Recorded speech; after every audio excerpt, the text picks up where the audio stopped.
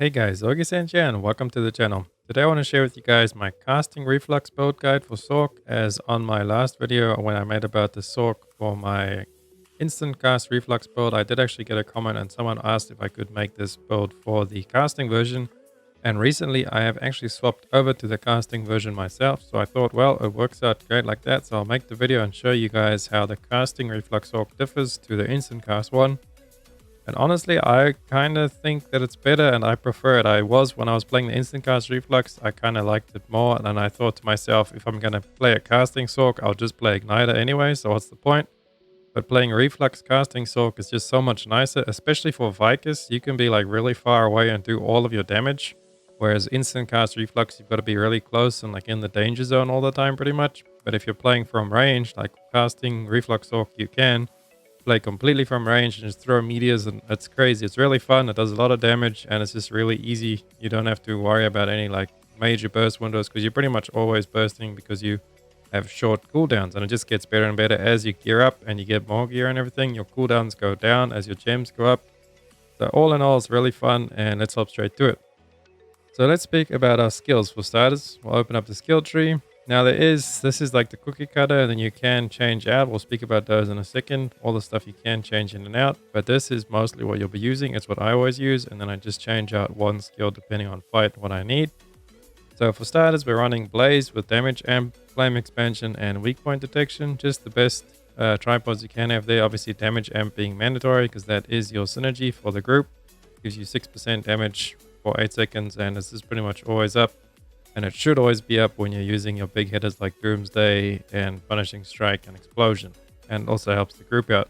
Now early on, you can't actually change this one for Mind Enhancement because then you lose your synergy, so it's not advised. But with a lot of these other skills, we will speak about it now with the tripods. Early on, before you have your Nightmare Relic set, MP can be quite a problem. So using the MP tripods on a lot of your skills, you'll lose a bit of damage, but at least you'll be able to cast skills all the time because you'll actually have MP to do that. Alright, moving on, this is our optional skill slot right over here. Squall is our counter. It is our fastest counter. We do have 2 counters as a Sorc, but with this one you take that and you can pick up Agile Cast to make it a little bit faster. Or you could also go with Ice Shower is another counter, but it's a little bit slower and the range is nowhere near as far as the Squall, and the damage is about more or less the same. I have tested them before.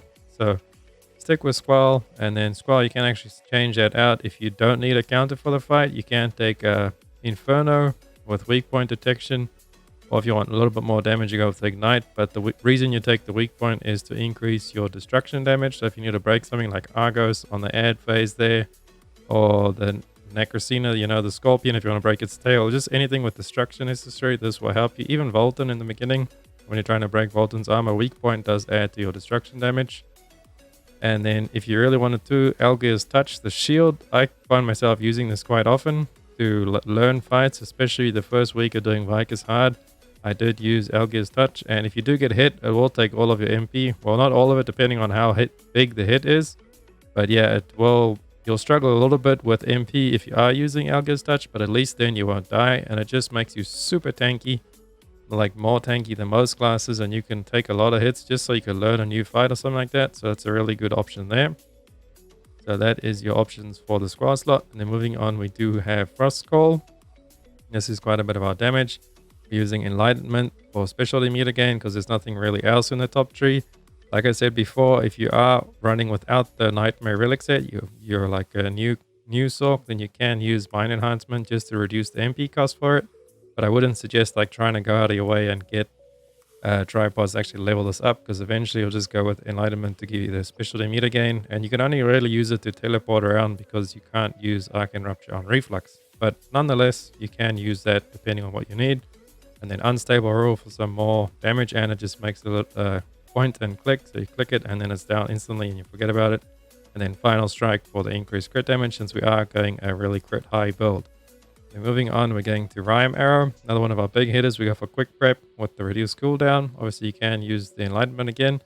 There's the MP reduction if you're starting out, like we're saying. And then Piercing Strike, more damage. It ignores defense of foes, and Ice Pick as well becomes sharper and just increases the damage of it by quite a lot. These two will just give you flat damage. I could suggest getting them up to level 5 when you can. Moving on, we have Explosion. And we're going with Ignite, Weak Point Detection, and Final Strike yet again for the crit damage. If you were going to Ignite a Sorc, then you'd actually be using Magic Amp. But we are Reflux, so we are going full crit build.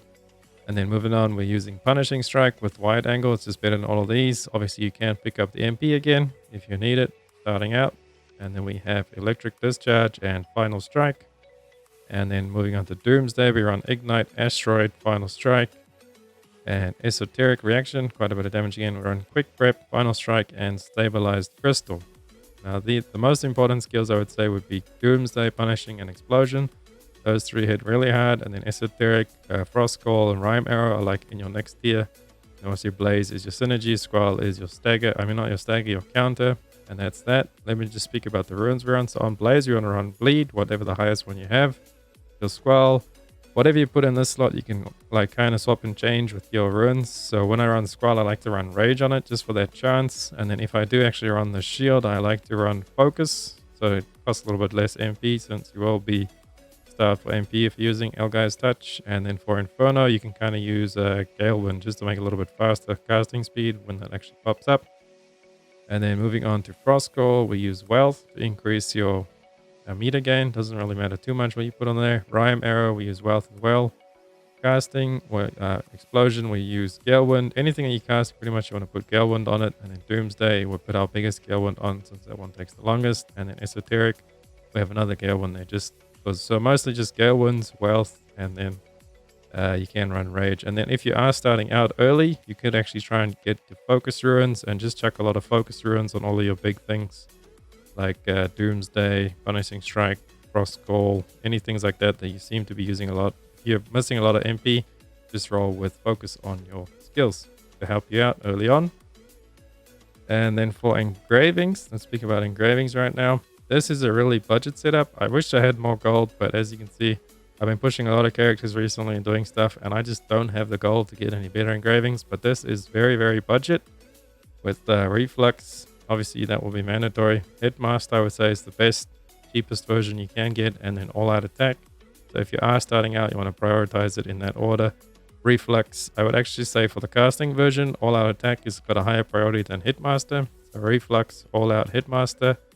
And then in the last slot, you can put Precise Dagger, or you could even go with Adrenaline. It's a little bit harder with the casting version, but Adrenaline's also good engraving. And then Cursed Doll is really good. Grudge, what I actually want to put in there is I want to change out the Precise Dagger for Cursed Doll. But starting out Precise Dagger, there's nothing wrong with it. Just increases your crit rate. It does reduce your crit damage, but it increases your crit rate. So it's a really good budget engraving. But if you can rather go for Cursed Doll or Grudge, something along those lines will give you more damage. And Keen Blunt, I have never actually tried this or played around with it, but I'm sure you could make it work as well if you have really, really high crit. But I'm going kind of like a little bit of a hybrid. I'll show you guys when we get to the stats in a second. So engraving wise, you want to go for your Reflux, all-out attack, Hitmaster, and then it's your choice: Cursed Doll, Grudge, Keen Blunt, whatever you can afford really, Adrenaline, whatever fits into your budget, and Precise Dagger as well. And then if you can have 5 engravings, I would suggest having Cursed Doll and Grudge as my extra 2 and replacing Precise Dagger. Alright, let's move on to our gear set and our accessories. For our gear set, we will be using the relic set called the Nightmare set, because that reduces your MP cost of all your skills and increases their damage. And then as well, you do get a buff when you hit your awakening. You actually get a buff that lasts for pretty much the whole fight. When your MP reaches 30% or lower, magic addiction is removed and boundless MP is gained. When current MP becomes 100% while boundless MP is active, the effect is removed and magic addiction is gained. And magic addiction, when you do it off the start, you will get when you're awakening straight off the bat, you will get your magic addiction. And then if your MP goes like under a certain point, if it gets really, really low, it will start regenerating really fast because of how the set works. So that's what you want to work towards, is your Nightmare set. And then obviously you won't have that straight away, so you will have the Preordained set, which is from Argos. That will be the first legendary set you can work on, that, and the Rare Hard Dungeon. So get those, build your way up, get the 5-piece of the Argos. And then if you are staying around 14, 15 for quite a while, you can get the 6 set of the Demon Beast, which is from Bolton. And then from then onwards, you should be looking at crafting your Nightmare set for the Relic set. And then accessories, the stats you actually want to go is full crit, And then on your necklace, you want to have crit and swiftness, but the rest should be full crit is the better way to go. But I have found, obviously, because I am running precise daggers, so I've got quite a lot of bit of extra crit. I can put one of my accessories over to swiftness, actually. I found one that had swiftness on it, and I liked a little bit extra movement speed, and it just increases your move speed, your cooldowns, and everything like that. I have tried a full swift build with a little bit of crit. That actually lowers your damage quite considerably. I would not suggest doing that.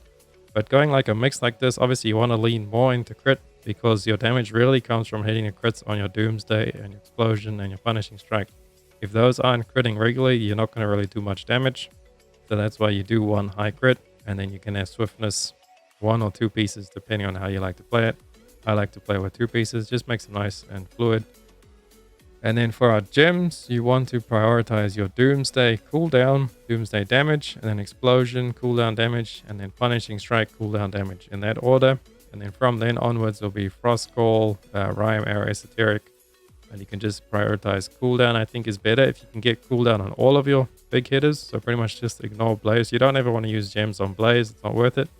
So if you can get a cooldown for Explosion, Punishing Strike, Doomsday, Esoteric, Rhyme, Arrow, and Frost Call, do that, and then put the damage gems that you have left onto the 3 big hitters like Doomsday, Punishing, and Explosion, and the rest just have cooldown for all of them.